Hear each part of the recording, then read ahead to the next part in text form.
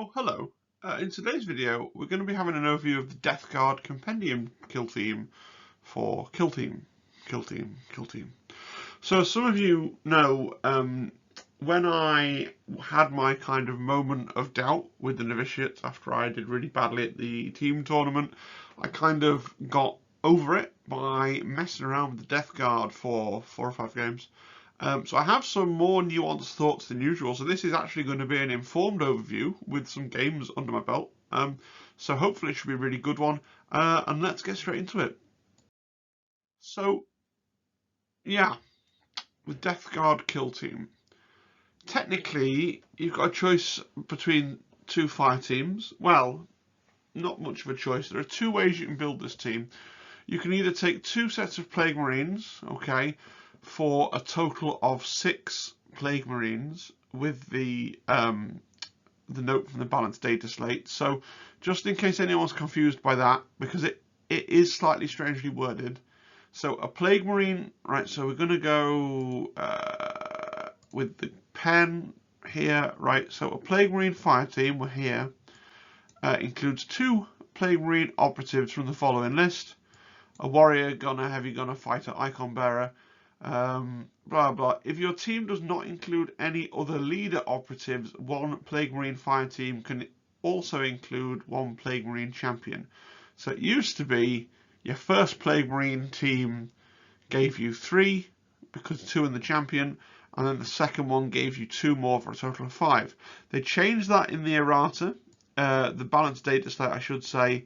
So now a Plague Marine fire team can take 1 additional warrior operative, but the champion is instead of 1 warrior operative. So in other words, your Plague Marine fire team is now a champion for your first selection, a champion and 2 others, and then 3 more, so 6 total. You can also take poxwalkers. Poxwalkers are 8 poxwalkers.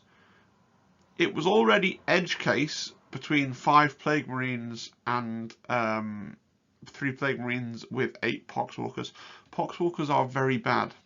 So we're going to look at them in a minute, but really, truly believe that 6 Plague Marines is the only way to play this team. I wouldn't... Like, I've built a Plague Marine team. I don't think I'm even going to get... I've got Poxwalkers at work from the school club, from the various sets that GW have donated. I could easily take myself 8 Poxwalkers and paint them up. I'm not going to. I think it will be a waste of time.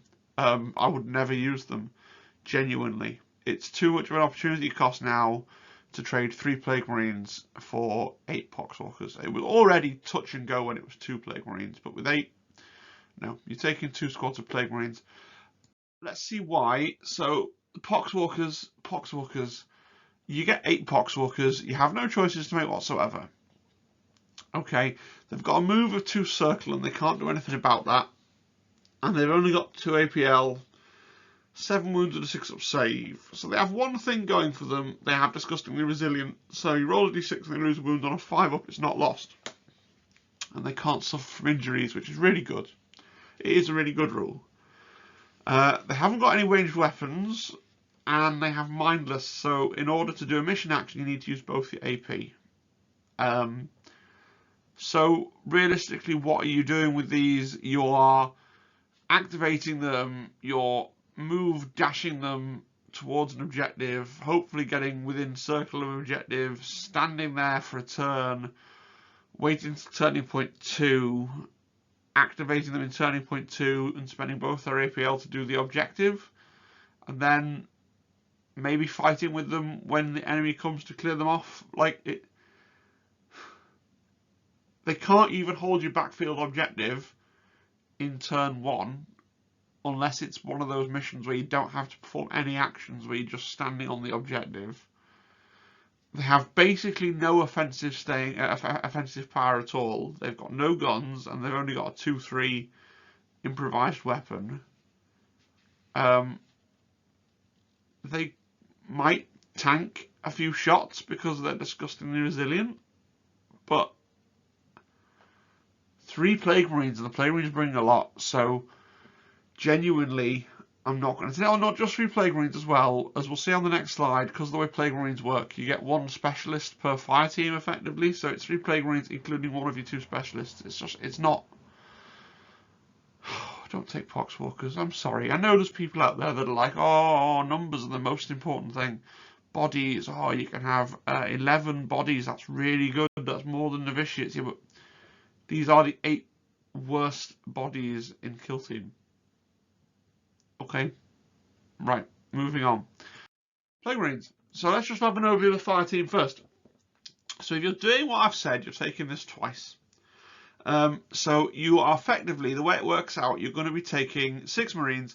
You must take a Plague Marine champion. You must take an Icon bearer. You must take 2 troopers, and then you're taking effectively 2 of the 3 specialists. So you've got the gunner, the heavy gunner, and the warrior. You're taking 2 of those, and you can't double up, right? That's how they should have written it out. How they've written it out is kind of confusing. So just in case you don't believe me, here's how we get from what they've written on the right to what I've written on the left.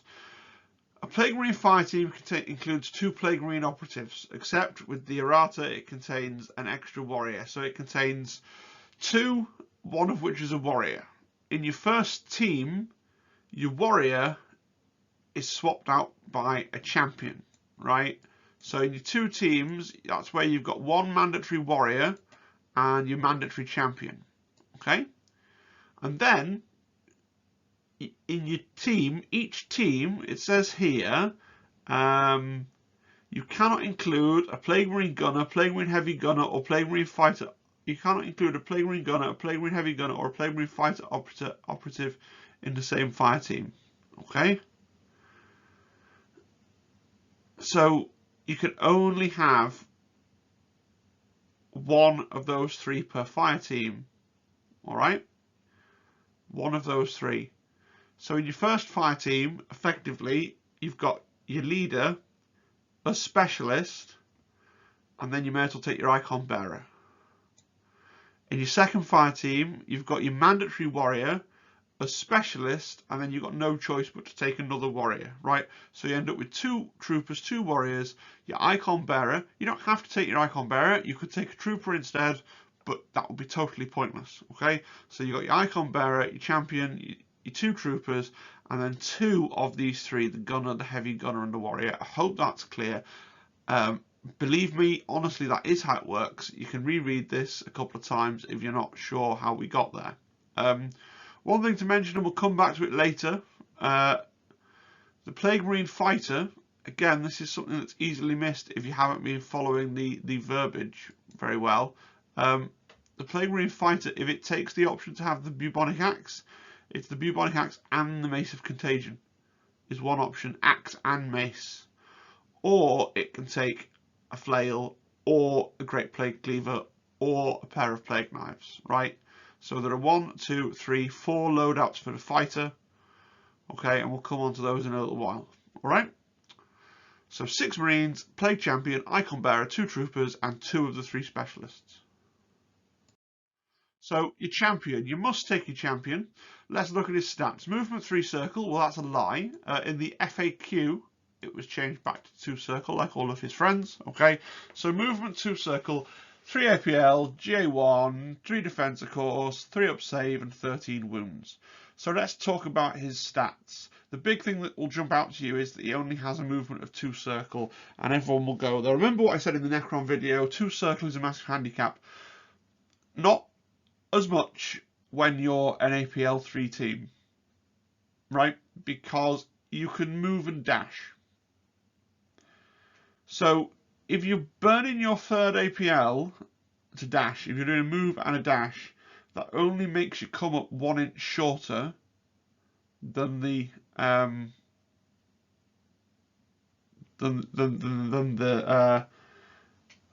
the other APL 2. Basically, your equivalent speed more or less than the other APL 2 teams. Obviously, the APL 3 teams and the elves that get the free dash are going to be faster than you, okay? But you're not cripplingly slow. You're not the slowest team. You're not the Necrons. You've got movement 2 circle, and then you can have that dash, and then you still have an APL to shoot or fight, whatever you want to do. So yes, you're slower than others APL 3 teams and you're slower than the really fast teams that get a free dash, okay? But you're not actually that much slower than everybody else because you're going to move 2 circle and a blue if you want it, and you've got that flexibility to just move 2 circle and have your blue, okay? So let's look at his weapon loadout. Bolt gun, bolt pistol, plasma pistol. You're going to take the plasma pistol. You're going to take the plasma pistol. Plague knife, plague sword, power fist. Well, you're not taking the plague knife because it's just a worse version of the plague sword. Plague sword versus power fist. Personally, I'm going to take the power fist every time on this model, right? Hits on 3s, 5, 7 with brutal. I don't really rate brutal, but basically it's the 5, 7 just makes it worth taking to me. Yeah, I think that's worth it. Yes, you're only hitting on 3s, but you're throwing 5 dice, so you should still get the sort of key 2 hits that you really need to get. I think 5, 7 just makes it better. If the plague sword was like a power sword, if it had lethal 5 up, then it would be more of a choice, right? But I think the power fist is superior. Obviously, there are going to be people who look at wound thresholds of their opponents and go, well, I'm not sure what I should take. If I'm playing against someone with 7 wounds, I definitely want the power fist against novitiates and guard because I can one-hit them potentially with a single crit. If I'm playing against somebody with 8 wounds, I may as well drop down to the plague sword because I'm 2-hitting them either way, and the 2 up will mean that I get more hits, so I'm more guaranteed to get the 2 hits that I need.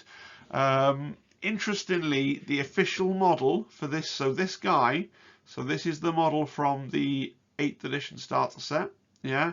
They've cut it off in the picture. He has a power fist and a sword and a holster. So if you have this miniature, I would say he is WYSIWYG enough for you to flex your loadout every game, and there's no reason why you can't. Write them on your roster, write 3 or 4 of them on your roster with the different combinations of guns, because your roster can have 20 models, it's not a problem. So effectively you can flex with this miniature, which is the official miniature that they've used, even though it's got 1 too many weapons. Basically, you can happily flex into any of these anyway. But if you want my take all comers pick, it's the fist and the plasma pistol. But the sword does have its place, I guess. But I like the power fist.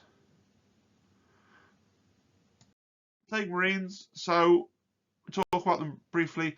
The stats are the same. There's the customary thing of the leader having 1 less. The leader has 1 more wound, so they've got down to wounds 12. Otherwise, they're the same. What's notable about them? So we've talked about the fact they're not actually as slow as you think because they got 3 APL. Bolt gun is a bolt gun. The plague knife is pretty interesting.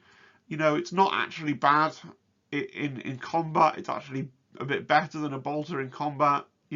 So it means that they are a threat in close combat. If they end up in combat, they can actually hurt things. It's better than a gun, but they are actually going to have a chance at killing things that are in combat with them.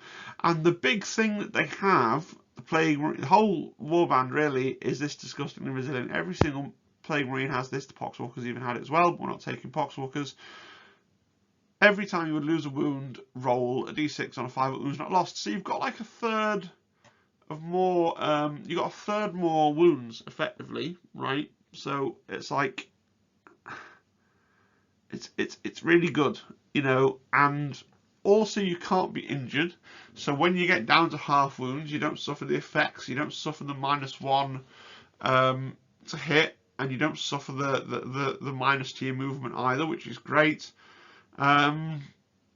Yeah, they're just really solid. They're really, really solid. Yes, they're movement 2, but that's not the handicap that people think it is. It isn't. Not on an APL 3 team. On an APL 2 team like Necrons, it can be devastating.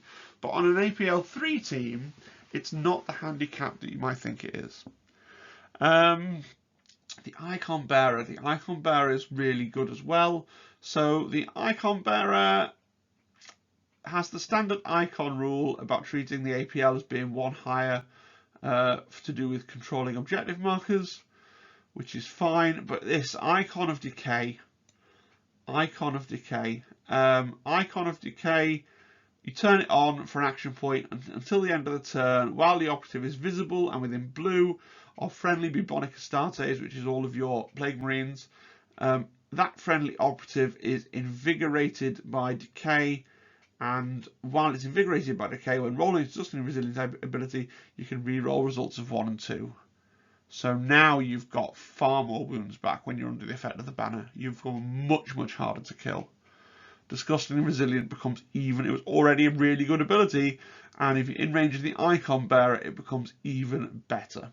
Okay, yes, it does mean you have to bunch up really tight to get many things within range of your icon, and yes, with 6 miniatures, you're gonna have to split really into 3 teams of 2. You're probably not going to be able to get everybody under the umbrella of the Icon Bearer, and I tried to do that in the first couple of games. It didn't really work out very well. The best thing to do is just to stick him with at least one other person, maybe 2, because maybe you want your gunner off on his own, somewhere on a vantage point. Maybe you've got a little team of 3, a team of 1, and a team of 2.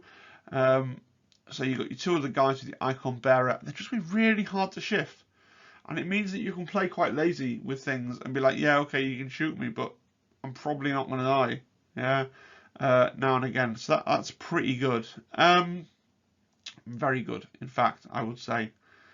Yeah, very, very good. Obviously, it does take an AP, so if you've had to move and dash and use your AP to turn that on, that's your 3 AP. He's not then getting to shoot, so you've got to weigh that up. He could end up being a bit slower because he hasn't got his spare AP to dash. We'll see how we see how you go, but it's still really good. And when all said and done, without the banner, even if you don't get the use out of it that turn, he's still the same as the warrior in every other way. So now, the interesting slide, right? The specialists, the place where you have to make choices. So you can't double up, right? You can't double up. You can't include more than 1 of these in your kill team, and you can include 2 of them and not 3. So you're taking 2 of these. So first of all, you've got the Plague Marine Gunner. The Plague Marine Gunner takes Plasma Gun, and you take him and you put him in your team, and you've got your Plasma Gun guy, and you're happy with your Plasma Gun, because Plasma Guns, as we all know, are probably the best weapon in kill team. Yeah. There are some times when you can argue that maybe you want the melter gun, because maybe, you know, you say to me, oh, we always end up in the middle of the board, but especially with Plague Marines, your Plasma Gunner, because he's a bit slower, and because potentially he's going to get left behind by things that could buff his movement that we'll look at later in the equipment section. I just think you want him hang back and have long range shooting. I really do. I don't think you want to go for the melter gun, because you're never going to get the shot in turn 1, and with the slow movement you may not even get a shot in turn 2, whereas with the Plasma Gunner you've just got that ability to sit there and block off an entire corridor and go, look, if you put anybody here, I'm going to Plasma Gun them. Okay, cannot overrate the Plasma Gunner. Now we have the Heavy Gunner as an option, so if you want to go shooting, and it's tempting because you're slow, you're stuck taking a Heavy Gunner. I guess you're not taking the Plague Spewer, because that is a short range flamery thing and it's not very good. You're going to take the Blight Launcher. The Blight Launcher is just like a Plasma Gun Light. It's like a poor man's Plasma Gun. It's 4 dice hitting on 3s, 4, 6. It's not bad. It is AP1. It's a tiny bit weaker than a standard Plasma Gun shot, and it's a lot weaker than an AP, than a supercharged Plasma Gun shot with its extra AP. It's not a bad gun by any stretch of the imagination. It's just a bit lackluster, for want of a better word. And he's weighed up then against the Fighter. So the Fighter has the thing where obviously it's a close combat guy in a group that maybe doesn't want to get that much into close combat, but your leader does, because you've got your leader with your power fist, your plasma pistol. So your leader at the very least is moving up the board. So probably wants a friend to move up the board with, right? Or maybe you want to put your Fighter on one flank and your leader on the other flank. It's up to you, your tactics. But at least some of your warband, or some of your kill team rather, is moving up the board, so maybe you want a second piece that really wants to move up the board. Fighters are where we have to make some discussion. So as I said on the first, one of the first slides, if you take the bubonic axe and the mace of contagion, you can take them together. So that's the flexibility loadout, right? Bubonic axe, it's funny because they're not even together on the card. The bubonic axe is here, and the mace of contagion is this one here. So if you're taking them, you're hitting with the bubonic axe most of the time, because that's got 4/6 rending as a verse to 4/5 stun, and then you whip out the mace of contagion if you're fighting against somebody where you work out you really want the stun. Maybe you're fighting at Custodes, you know you're not going to kill him, but you want to remove one of his hits back on you so that maybe you get into a second round of fighting and you get to kill him that way. Okay. Otherwise, you take the bubonic axe. Flail of Corruption, I don't like. Basically, it's the anti-horde option. 5 dice hitting on 3s, 4/5 damage, so less damage than the bubonic axe, but you get Reap 2. I've never been able to get Reap to work. Let me know in the comments if you ever really gotten a Reap model. Like, very once in a Wild Blue Moon do you get Reap to actually do anything. You know, I've got an Eviscerator in my sister's novitiates with Reap. I think in all my games I've Reaped one time, and that was against, like, you can steal a Wormblades, right? And I got some Reap damage in. So if you're playing Wormblade, if you're playing Krieg, one of these really hoardy teams where they're hoardy and they're kind of low wounds, or even into novitiates like this, yeah, then maybe you want to consider the Flail of Corruption for the Reap. But I think 99 times out of 100, the Flail's going to be the worst choice.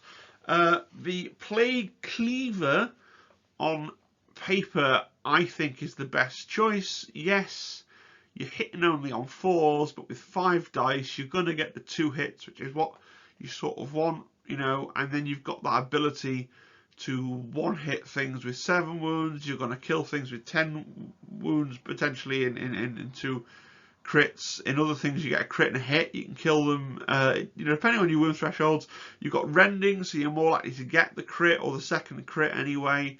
So you're looking at 2 crits, that's 14, that's killing almost everything. Yeah, I think the Plague Cleaver is strong, but then look at the Plague Knives. So the Plague Knives, it's a standard Plague Knife that any of the other guys would have, but it is relentless. I like relentless. I like being able to reroll my ones. It gives you that reliability. I like reliability. I like that. I also have pasted in a little bit from the equipment list here.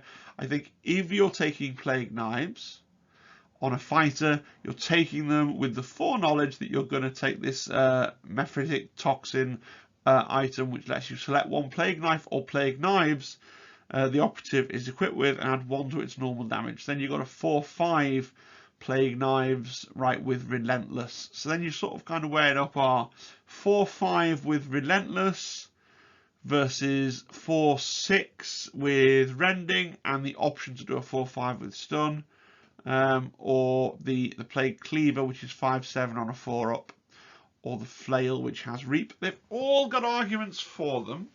My favourite 2 are the Plague Knives with the Toxin and the Plague Cleaver. I also quite like the Heavy Gunner with the Blight Launcher. I can't decide. I'm always taking the Plasma Gun, right? But it's a real discussion. What would you want, a roster? Would you bother converting everything and making everything, painting everything up? What would you generally want to take? I feel like I generally want to take the Plague Knives with the Toxin. But perhaps someone that's better than me at maths will come along and say, oh, no, no, no, no, you always want a different close combat weapon. But I feel like just the consistency of 4/5 damage, hitting on 3s, rerolling 1s, 5 dice, is going to be the best solution. give me your thoughts in the comments, because this is the only real bit of discussion when it comes to list building with the Compendium Plague Marines, right? Everything else is by the numbers, it's for you, it's do this, do this, do this. Here's where the discussion is. I believe you always want the plasma gunner, and then it's a real toss-up between the heavy gunner and the fighter. And on the fighter, I think there's a real toss-up between 2 or even 3 great weapon sets. Let's look at the ploys. They have a really nice library of ploys. I actually really like Death Guard. So they have malicious volleys and hateful assault. I really wouldn't build around malicious volleys and try and take the maximum number of guys with bolters. I think you're losing out if you do that. I think it's not worth doing. Yes, they do have a piece of equipment that lets you buff your bolters a little bit, but it's only going to give you +1 to your crit damage. We'll look at that in a minute in the equipment section.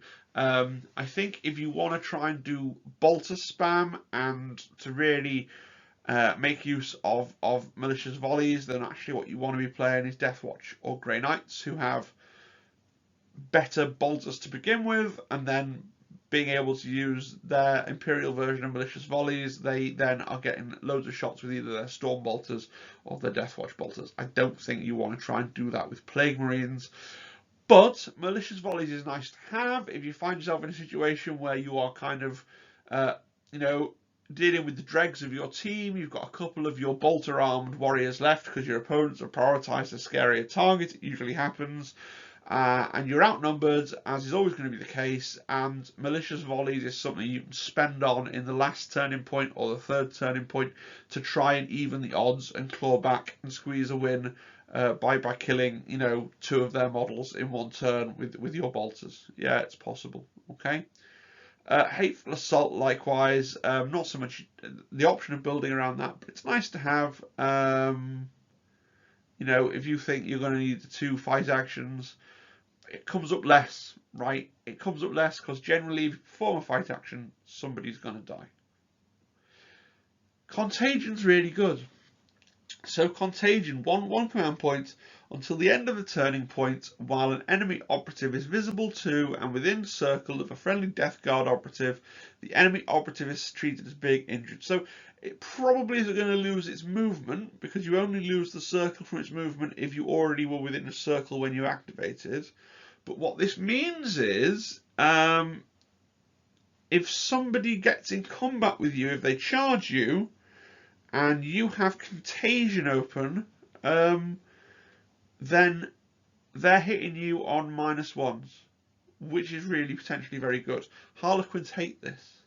Harlequins also hate this because they actually might want to dance around and be close to you, and they might get hit by the subtract circle from movement, but they're seriously not going to like the -1 to hit. Okay, they really aren't. So Contagion can be good. Obviously, it depends on if you want to use that every turn, just in case you're going to look at your opponent, decide how likely they are to want to get in combat with you. Tactical ploys, Effluent Demise is, it's like a suicide bomber thing. It's nice to have. When one of your guys dies, for a command point, you can do D3 mortal wounds to everyone within circle. Sisters have something similar. Theirs also gives them back faith points. Very rarely you'll use it, but if you have a combat and you leave the person you're in combat with on 1 or 2 wounds, then yeah, you might roll the dice to see if you can kill them off. Certainly if you left them on 1 wound, just so that you can even the score, that's fine, it's nice to have, but you're not going to use it most games. Revolting Durability is the standout tactical ploy. It gives you some of that interrupt style counterplay. If you ever played Magic the Gathering, some of that kind of counter spell style counterplay. The stuff that makes Sisters really good, where your opponent rolls their dice and then you have a thing that you can do before your opponent decides what's happening and carries on. So with Sisters, this is when you've rolled your defense dice and then your opponent starts going, how well this happens, and you're like, hang on, because I might need to change these. And with this, it's when they've rolled their attack dice, you can spend a command point to change a crit into a normal hit. And you will have to prompt your opponent to slow down, while you do the maths and work out if it's worth doing. Okay, but it is a good ability. And finally, dig in. For a command point, you gain the ability to spend an action point to dig a trench and give yourself defense 4, which can be kind of funny if, especially if you've got a plasma gunner and you've got advantage in your drop zone, and the people are following the good practice of if there's drop zone advantage, it's not got cover. So fine, you're not in cover, but you can be defense 4. You know, you can shoot somebody and then go, oh, now I'm defense 4. That's quite fun, right? Because defense 4 with disgusting and resilient, you've got to be very hard to shift. Very hard. And finally, the equipment. So the equipment's pretty interesting. The plague, first of all, there is a weird typo here. The blight grenade obviously should be written there. So the plague bell is this action here, right? So the plague bell is mandatory. The plague bell, 3 equipment points, and you get a piece of equipment which you use for an action point until the end of the turning point. Each time a friendly bubonic Astartes operative is activated within red, until the end of the activation, gain white. For a while, I would put this on the icon bearer, and I would rationalize it as saying, well, now everyone's clustered around the guy that's going to buff them. Actually, you probably want to put this on a warrior, because if you look carefully at the wording, the bearer of the bell can't benefit from the bell, because you've already activated the bell bearer to activate the bell, and then only things that are activated within red of the bell in that turning point benefit from the bell. So realistically, you're putting it on a bolter dude, and then at the start of your turn 1, you're going to activate your bolter dude, you're going to ring his bell, you're going to position him so that everyone else is activated is going to be within red of him, and then you're going to get your 3 circle movement in turn 1. After turn 1, you might not use the bell again, but getting that extra little bump in turn 1 where you're as fast as Space Marine teams is really good. It's going to help you score those turn 1 objectives. It's going to help you leverage that 3 APL thing of being able to move and dash and pick up an objective, right? It lets you do that with a bunch of your models, which depending on the scenario you're playing is something that you really want to be able to do, because against 2 APL teams in a lot of scenarios they want to move and dash and then they can't interact with something, so it gives you back your 3 APL advantage at the time in which it's most useful, turn 1. Okay? And then after your Plague Bell, which is mandatory, so you've got then 7 equipment points left. If you're taking the Plague Knives Specialist, you're taking the Mephitic Toxin. Otherwise, you're probably not bothering with it. So if you've taken the Toxin, you've got 5 left. Otherwise, you're still on 7. With those 5/7 points, what you're going to want to do is take grenades or the virulent rounds. Okay, so I would totally discount the Nurgling and the Filth Sensor. The Nurgling is 3 equipment points, which is a lot, and it's once per battle. When an enemy operative visible to and within blue of this operative is activated, you can use this ability if you do subtract 1 from that enemy operative's APL. It's so rare that somebody's going to be activating within blue of you. It's reasonably fun in that you can interrupt with it, but having tried it, I just don't rate it. And the Filth Sensor, again, it's powerful, but it's so easy for your opponent to play around. So it chains with the Contagion ploy. If you've turned on the Contagion ploy, then for this operative and this operative only, he has his radius of 2 circles instead of 1 circle for his Contagion ploy, but it's only on the 1 operative, and you have to give it to a particular guy at the start of the battle. It becomes too easy for your opponent to play around, right? So I would discount the Filth Sensor, discount the Nurgling, because they're not very good. The Plague Bell mandatory, and then so you've got, and your Toxin, you're either taking it or you're not, depending on what else you've taken. So you've got 5 or 7 points, and you're going to spend them on grenades. You've got crack grenades, So if you've got your 7 points because you've not taken that warrior, you need to take your mephric toxin. You can take 2 crack grenades and then take virulent rounds. If you're placing against a horde team, take 3 blight grenades and virulent rounds. If you've taken mephritic toxin, so you've only got 5 points left, against an elite team, I would take the crack grenades and virulent rounds on both your warriors. And if I was against a horde team, I would take 2 blight grenades and 1 set of virulent rounds. Yeah? Remember that blight grenades are basically slightly better frag grenades. They're frags with rerolls of 1. So everything you love about frag grenades, you will love more about blight grenades. Take them against guards, novitiates, things like that. Crack grenades, take them against other marines, custodes, things like that. Virulent rounds, put them on your bolter guys, give you +1 to your crit. It's fine. It's 1 EP. It's something to do with your 1 EP.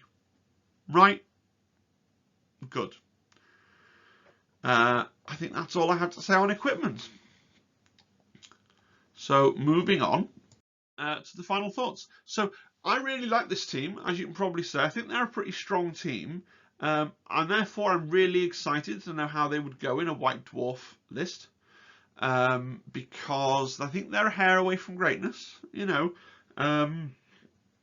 it will be interesting to see if they got another ability that was a universal ability.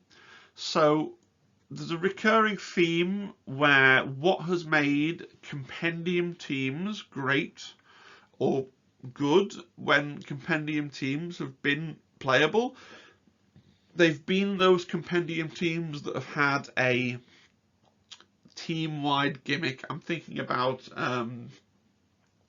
you know, the fact that Harlequins could fly, right? Or the fact that when Custodes were amazing and they all had the extra, they are 4 APL, and Plague Marines all have Disgusting and Resilient. Like, they have this team-wide gimmick. Compare that to Imperial Space Marines that just don't have something extra that's always on. And every single bespoke team has a gimmick, whether it's the Chaos Marks, whether it's Faith Points, whether it's the Krieg's 4 extra guys is kind of their gimmick, whether it's the Canticles for the Electrus Mechanicus, or charging out of Conceal for the Commandos. Every team has a gimmick, and the Plague Marines are one of the lucky Compendium teams that sort of have a gimmick. So whether they get an extra gimmick, I don't know, but they do need to get some objectives just to give them a little leg up, because I think that's a big power disparity. And I'd probably see them, if they got a White Dwarf list, you'd probably see the Bell guy be a particular, rather than being equipment, he'd probably turn into a particular specialist that you'd buy in, and then you'd free up your equipment points slightly, that sort of thing. Who was I listening to the other day? Command Point, and they did a tier list recently, and they said that they reckon Plague Marines are stronger than Legionaries.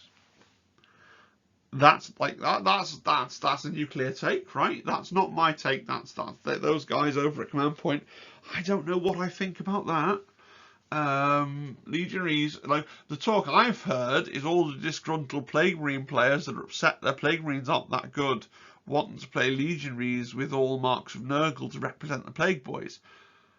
I really like the Plague Marine team. Are they stronger than Legionary? Oh, are people sleeping on them? Really? And they're stronger than Legionaries?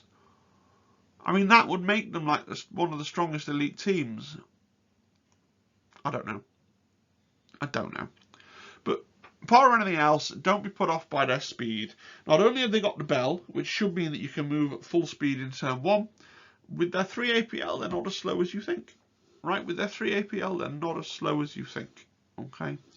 So, Plague Marines, I think, are worth a look. I think most people have discounted them out of hand. I think, you know, we're kind of moving into a post-Compendium meta where people go, oh, Compendium teams. You know, for a while there it was, oh, Compendium teams except Harlequins, and now Harlequins aren't a Compendium team anymore. So now people can, oh, Compendium teams are pointless. But actually, I think these are not the only ones. These are a Compendium team that can do pretty okay, I think. So what do you think? Give me your opinion. Give me your opinion on the question of what you do with that heavy gunner or fighter slot. Give me any experiences that you've had with Plague Marines. And other than that, please, if you like the video, like it. If you want to leave a comment, leave a comment. The best thing you can do if you're listening to this and you're not subscribed and you've enjoyed the video and you've stuck around for the 30 plus minutes this has taken me to get through, please, please, please subscribe. Magical things happen to you when you get to 1,000 subscribers. You become like a proper person in the eyes of the YouTube deity, so that will be really good to accomplish. If you want to go and buy some Plague Marines, Element Games, Noble Knight Games, links in the description. And if you want to come and hang out with me and some of the people who enjoy my work, then there's a Discord channel that you can join as well. Apart from all of that, I hope you have a brilliant evening, morning, afternoon, whatever you're doing, and cheerio everybody.